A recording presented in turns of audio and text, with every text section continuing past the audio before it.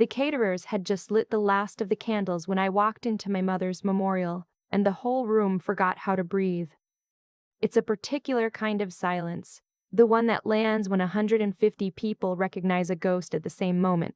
The bank trustees, the hospital board, the women who ran the Fairhaven Garden Club like a small sovereign nation, all of them turned at once, and I watched the recognition crawl across their faces in a slow, ugly wave. A wine glass stopped halfway to a mouth. Somewhere near the bar, a fork hit china and rang out like a struck bell. At the front of the room, beside a blown-up photograph of my mother and the urn I was not yet ready to look at, my father stopped talking. He'd been mid-eulogy. Some buttered line about devotion, about 40 years of marriage, about the quiet strength of the woman he had spent those same 40 years grinding down to nothing. The words just hung there over the white lilies, unfinished, while he stared at me like the floor had tilted. For a second, I think he genuinely didn't know who I was. I'd been gone 20 years. The last time he saw me, I was 16, 95 pounds soaking wet, snot-nosed and screaming on the shoulder of I-95 while he pulled away. The woman standing in the doorway now was 36, in a charcoal suit that cost more than his first car, flanked by a man he didn't recognize and a stillness he had never once seen on me. Then his eyes found mine, really found them, and the color went out of his face. "Excuse me," somebody murmured near me, an usher in a rented black vest, reaching for my elbow. "Ma'am, this is a private." "I know exactly whose this is," I said and kept walking. I didn't look at the photographers his PR woman had let in along the back wall to document the grieving senator in waiting. I didn't look at the police chief standing by the French doors with his thumbs hooked in his belt like a man waiting for a cue. I kept my eyes on the urn, on the small brass thing that held everything left of the only person in that house who had ever loved me, and I walked the length of that room while 150 people remembered every story my father had ever told them about me. He met me 3 feet from her ashes. To the cameras it must have looked like mercy. A father opening his arms to a prodigal, his face arranged into something that could pass for forgiveness if you didn't know the man underneath it. He pulled me in, and the second the hug closed, his fingers dug into the back of my arm hard enough to bruise, and he put his mouth against my ear.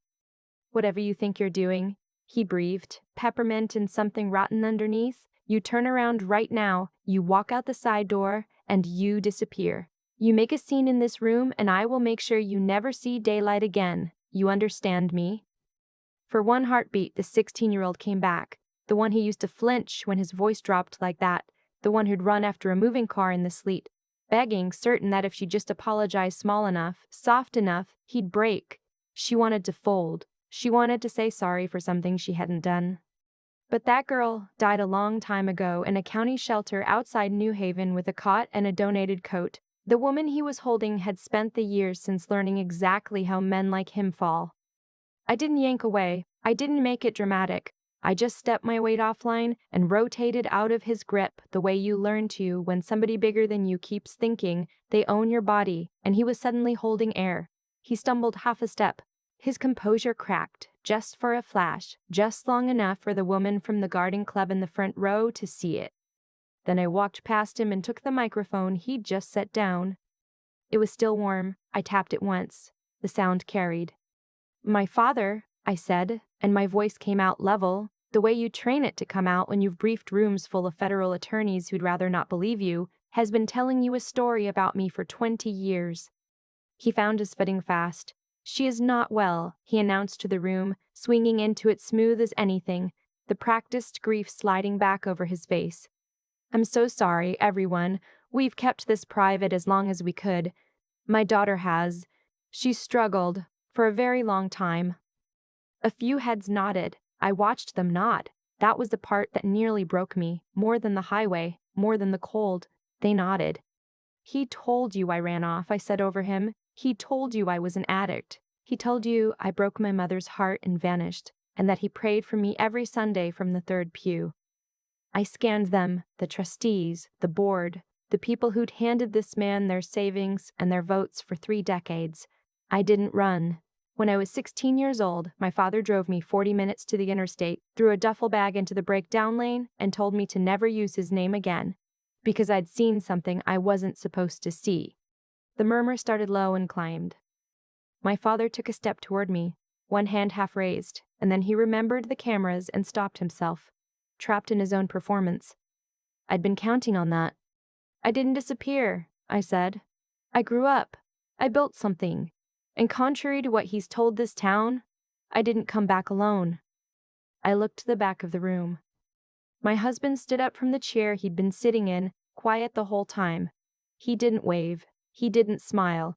He buttoned his jacket and looked at my father with an expression I'd seen him wear in courtrooms, right before a witness understood they'd already lost, and he gave one slow nod. "This is my husband," I said, "Julian." My father looked from me to him and back, and for the first time in my whole life, I saw fear move behind his eyes. Just a flicker. The narrative he'd spent 20 years tending, watering, pruning into something the whole county believed, it had come apart in under 3 minutes, in front of every person whose opinion he'd ever needed. I set the microphone down. I felt the adrenaline start to ebb into something almost like peace, and I turned toward the urn to finally stand with my mother. I thought it was over. I thought I'd won. I was an idiot. You don't beat a man like my father by embarrassing him in front of his donors. You only make him do the next thing. I heard the snap of his fingers behind me, sharp as a branch breaking. The French doors opened. 2 of the chief's officers came to them, and the chief himself was already crossing the room, and none of them were moving like men at a funeral. They moved like men running a play they'd rehearsed, and they weren't looking at my father. They were looking at me. Behind them, my father had stopped slumping. He'd straightened his jacket. There was a small, satisfied curl at the corner of his mouth that I knew from childhood, the one he wore when he'd already won and was just waiting for you to figure it out. He hadn't been afraid of me coming back. He'd been counting on it. "Chief," my father said, and his voice carried easy now, warm, regretful. "Please, remove her." The chief stepped into my space, close enough that I could smell the coffee on him. "Ma'am, I'm gonna need you to come with me." "On what grounds?" I said, not a question, a fact I was making him say out loud in front of the cameras. "Rod." He had it ready. Attempted theft from an estate, and impersonating a federal investigator. He pulled a pair of cuffs off his belt, and they caught the candlelight silver. "We've had a report you've been claiming credentials you don't hold to get access to private financial records. Miss Calloway, Margot Calloway, you're under arrest." There it was. That was the part that landed harder than his hand on my arm had. Not the fraud. The credentials. He'd reached past everything else and gone straight for the one thing I'd built with my own 2 hands across 20 years. The work, the licenses, the career I'd clawed up to out of a homeless shelter, and he was calling it a costume, a symptom, another episode. "That's a lie," I said, and I heard my own voice drop, slow and cold. "And you know it's a lie." "Take her," my father said. One of the officers got my left arm and twisted it up behind my back harder than he needed to, and the pain was bright and immediate, and I let it happen. I didn't fight. I knew the second I pulled, the second I raised my voice into a screech, every camera in the room would have its clip, and my father would have his story, the unstable daughter melting down at her own mother's service. I looked out at the room instead, 150 people who had known my mother. People who'd watched me grow up at the country club pool, at the church potlucks, at the 4th of July thing on the green. I waited for one of them to stand, for one voice to say, "Wait, this is insane. You can't arrest a woman at her mother's memorial." Nobody moved. And in that long second, watching their faces, the pity, the averted eyes, a few of them actually nodding along like this was a kindness, I finally understood what my father had really done with those 20 years. He hadn't just erased me, he'd rewritten me. While I was sleeping in a shelter and then a dorm and then 100 motel rooms working cases, he'd been standing up in that 3rd pew every Sunday, asking the congregation to pray for his troubled girl, whispering at fundraisers about my breakdowns, my lies, my addictions, the way I'd stolen from him and run. He'd built it so carefully, so patiently, that to these people the sight of a woman in a good suit being cuffed at a funeral didn't read as cruelty.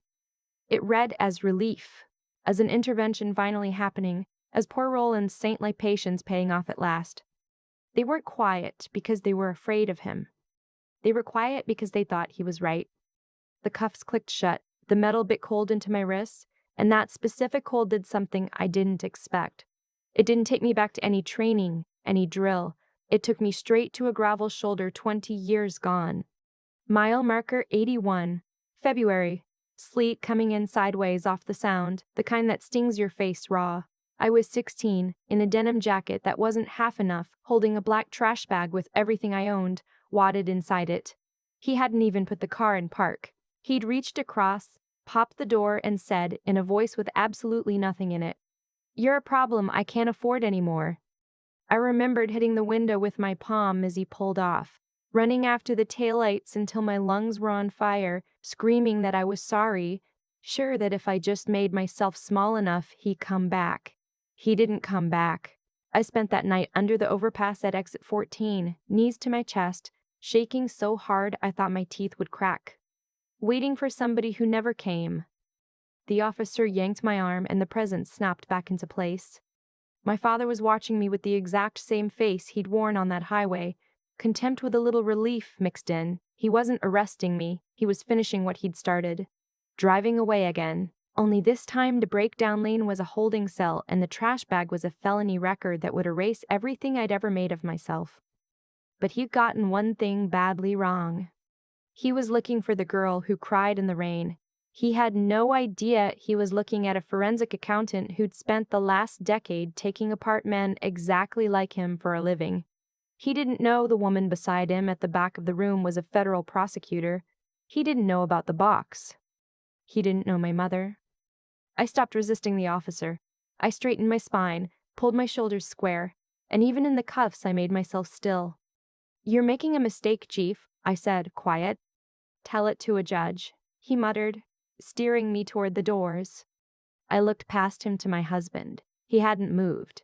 His face was stone, but his hand was resting easy inside his jacket, and he raised one eyebrow at me a fraction of an inch. The question we practiced, "Are we doing this?" I gave the smallest nod I could. Then I stopped letting them push me and I planted my feet and I said, to the room, to the reporters I knew were filming every second of it for the morning edition, "Chief, I want to make sure the record's clean. Are you placing me under arrest at the request of Roland Calloway, who is the sole person standing between me and a $2.4 million account that names me as beneficiary?" The chief blinked. It threw his rhythm. "This isn't about."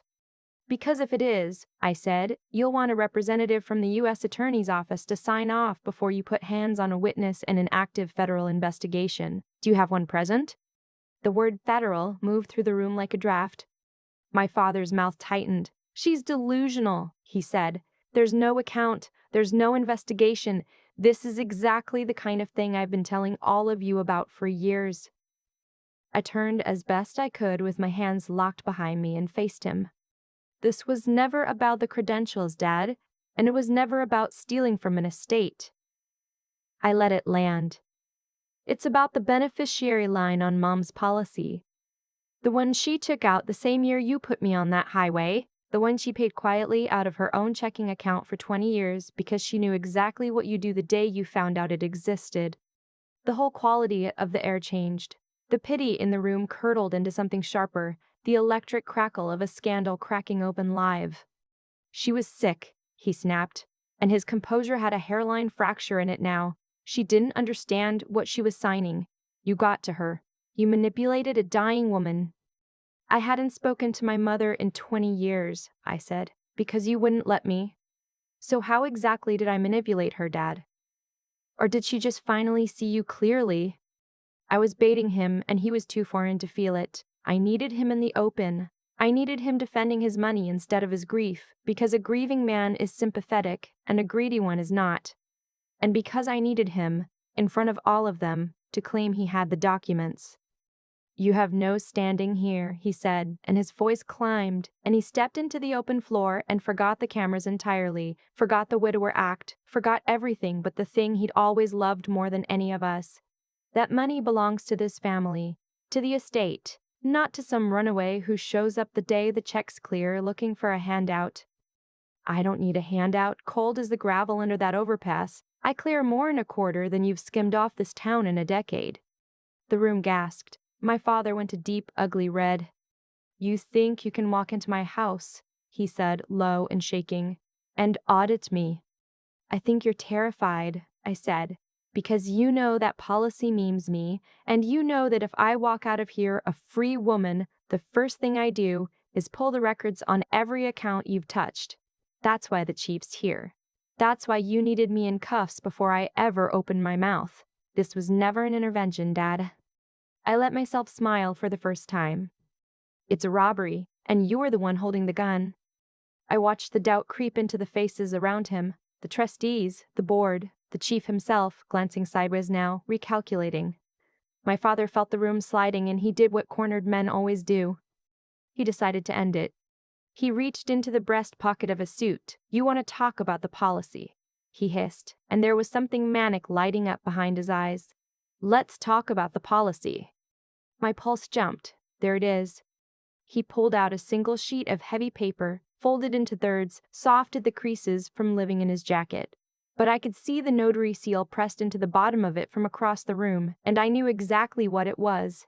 It was an amendment to my mother's trust, the kind of document that, if it said what he wanted it to say, made everything I just told that room a lie. "This one?" He held it up so the light off the chandelier caught the seal. "The one you say names you. Funny thing. The copy I have here says your mother revised everything 3 days before she passed, signed every dime back to the estate." He smiled. "To me." I made myself look at the signature at the bottom. It was a shaky, broken little scrawl, barely my mother's hand at all. The handwriting of a woman, dying, drugged, guided, or invented out of thin air. It didn't matter which. In that room and that light with that seal, it looked real enough to bury me. "That's forged," I said, and I made my voice tight, made it crack a little. "Mom would never have signed that." "Prove it," he said, and he laughed, one short bark that bounced off the high ceiling. "You can't, because you're a con artist in handcuffs, and I'm the chairman of the only bank in 3 counties, and this," he shook the paper like a small flag, "is just a piece of paper." Then he reached into his other pocket and he took out a lighter. The chief's grip tightened on my arm, bracing for me to lunge. I didn't move. I stood there and watched my father flick the wheel. The flame jumped up, small and blue, perfectly still in the dead air of that room. A few people gasped. He touched the corner of the page to it, and he set fire to the document in front of 150 witnesses, smiling the whole time, completely certain that nothing in this world could touch him. The smoke curled up past my mother's photograph, my mother's signature, real or forged, blackened and curled and dropped in pieces. I shouted at the chief to stop him. The chief didn't move. The officers didn't move. They stood and watched my inheritance turn to ash on the hardwood, and my father crushed the last of it under the toe of his shoe and turned to the room with his hands spread wide. "There," he said, "there's your policy. It was a copy, a lie. There is no account, there is no money, there is only a very sick young woman who needs to be back in a hospital, exactly where I've been trying to get her for 20 years. He leaned in close to me, close enough that only I could hear it, and the smile reached all the way to his eyes. "I erased you once," he whispered. "I just did it again." The chief started walking me toward the doors. The room rippled and murmured. The truth, as far as any of them could see, was a smear of soot on the floor. But my father was wrong about exactly one thing. He thought that paper was my leverage. He thought burning it ended me. It started everything. I stopped walking. I let my whole body go loose, and I smiled. "I was hoping you'd do that," I said. He turned, frowning, the smile faltering. "What?" "I needed you to destroy a document in front of witnesses," I said. "I needed it to be your hand, your lighter, your choice." He scoffed, but the sound came out thin. My husband stepped forward into the middle of the floor. He reached into his jacket, and what he took out wasn't a paper. "Roland Calloway," he said, and his voice filled the whole room without him raising it. "I'm an assistant United States attorney for the District of Connecticut. The document you just burned was a copy entered into evidence this morning. You'll want to stop talking now." For a second, nobody breathed. Then, across the room, 6 of the mourners stood up. They'd been scattered all night, a man by the bar, a woman near the photographs, a couple by the coat check, just faces in a sea of black nodding along to the eulogy. Now they unbuttoned their coats, and underneath were the navy windbreakers, the block letters stenciled across the back. FBI. Two of them off to the side said IRS criminal investigation. The chief's hand twitched toward his hip and then stopped, dead still, when one of the agents looked at him. My father's face came apart in stages, the smudness first, then the color, then the whole architecture of the man, until what was left looked exactly like what he was, a small, frightened old man in an expensive suit who had run out of road. "This is entrapment," he said, and his voice broke on it. "You set me up. You tricked me." "Nobody tricked you," I said. "The officer holding me had let go without quite realizing it. I just gave you a room and a witness and a reason. You did the rest. You always do." I looked at my husband. He gave the smallest nod. I worked my cuffed hands around to the inside pocket of my jacket, and I didn't reach into anything, didn't perform any impossible contortion, because I'd never been the one holding the original. My mother's attorney crossed the floor from where he'd been sitting in the third row the entire time, a man my father had known for 30 years and never once suspected, and he opened a leather folder and he held it up. "The original policy," I said, "certified, sealed, lodged with her counsel 6 weeks before she died, along with the recorded amendment naming me sole beneficiary, witnessed and notarized and filed with the probate court the day after she passed." The folder also held the other thing, the thing that mattered more than $2 million. "And her ledger?" I said. I watched my father's eyes find it and understand it. My mother had stayed. For 20 years, while I learned to track money the way other people learn to read, she'd stayed in that house with him, and she had not been weak, and she had not been broken. She had been patient. She'd kept a book. Every wire that didn't match an invoice. Every loan to a development that never broke ground. Every check from a client's trust that took a 40-mile detour through a shell company before it came back light. Pages and pages of it, in her small, careful hand, the same hand he'd just forged and burned. She mailed it to me certified, return receipt requested, 11 days before her heart finally gave out, with a letter I have read so many times the folds are going soft. "I'm sorry it took me so long to be brave," she wrote. "I couldn't get you out, so I stayed in, and I wrote down everything. You were never the problem, sweetheart. You were the only one of us who refused to lie. I'm not leaving you money. I'm leaving you the way to end him. Use it." She didn't leave me an inheritance, I told my father, while the agents closed the distance. She left me the map. He went down to his knees on the hardwood. Not from any blow, the man's legs simply stopped holding him. When they cuffed him, and they cuffed him the right way, in front of all of them, for wire fraud and money laundering and 20 years of fiduciary theft from the people in that very room, he looked up at me, and for the first time since I was 16 years old, he said my name like it meant something. "Margot," he said, "you're my daughter." I crouched down so I was level with him, the way you do with a child. "No," I said. "I haven't had a father since mile marker 81. I've had a target." They walked him out through the French doors with the cameras rolling, and the morning edition got its photograph after all, just not the one his PR woman had planned. The room stayed dead silent. 150 people who'd nodded along to his story for 2 decades sat there with it dissolving around them, and I understood that none of them would ever quite forgive themselves, and that wasn't my job to fix. But one person moved. My mother's caregiver, a small, fierce woman named Esther, who'd spent the last 3 years of my mother's life feeding her, reading to her, holding her hand through nights I should have been there for, stood up from the very back row where the help had been seated apart from the guests.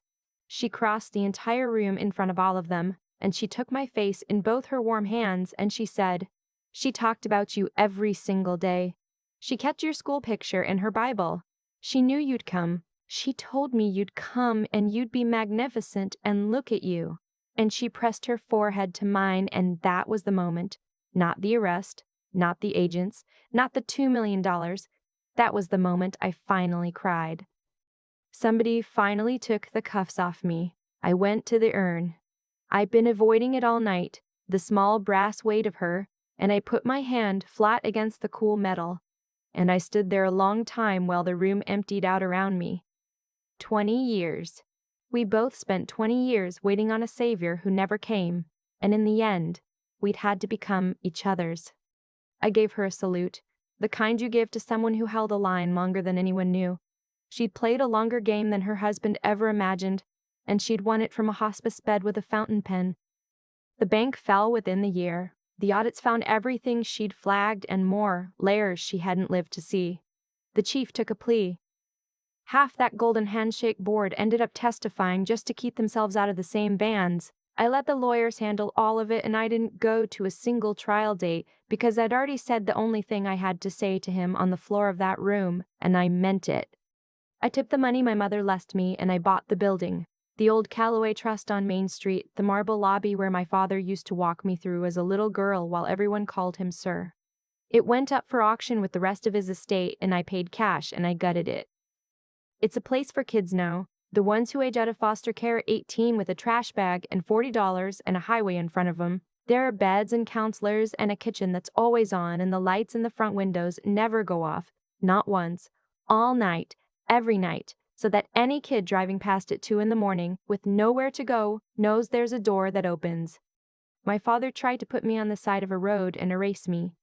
He handed me the map back instead, and then he stood in a candlelit room and burned the only copy he thought I had, and I let him, because some men have to set the fire themselves before you can finally watch them go up in it.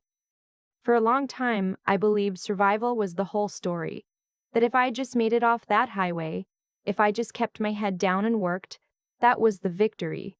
It took me 20 years to understand that surviving was only the floor, not the ceiling. My father drove me to mile marker 81 because he thought a frightened 16-year-old would stay frightened forever. He was a man who confused fear with respect and silence with consent, and that confusion is exactly what undid him. Every cruelty he committed because he assumed no one would ever keep a record. My mother kept the record.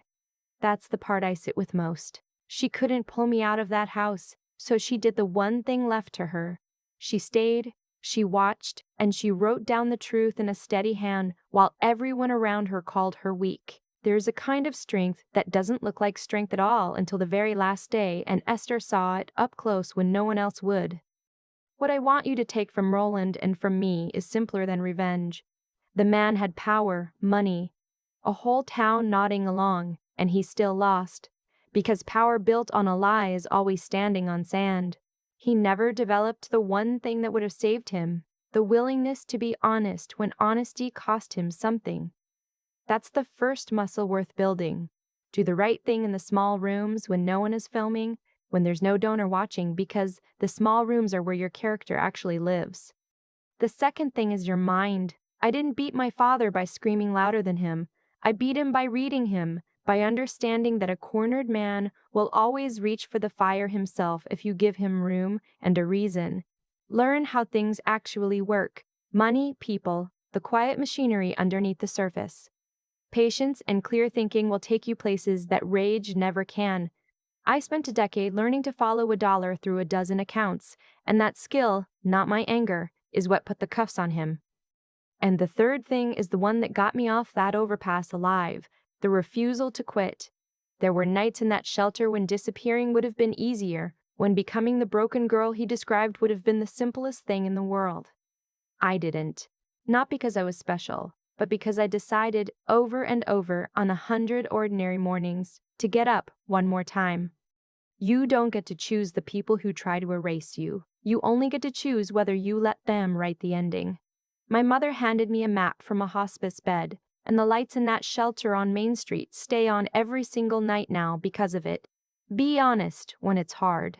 Think before you swing, and get up one more time than the people betting on you to stay down.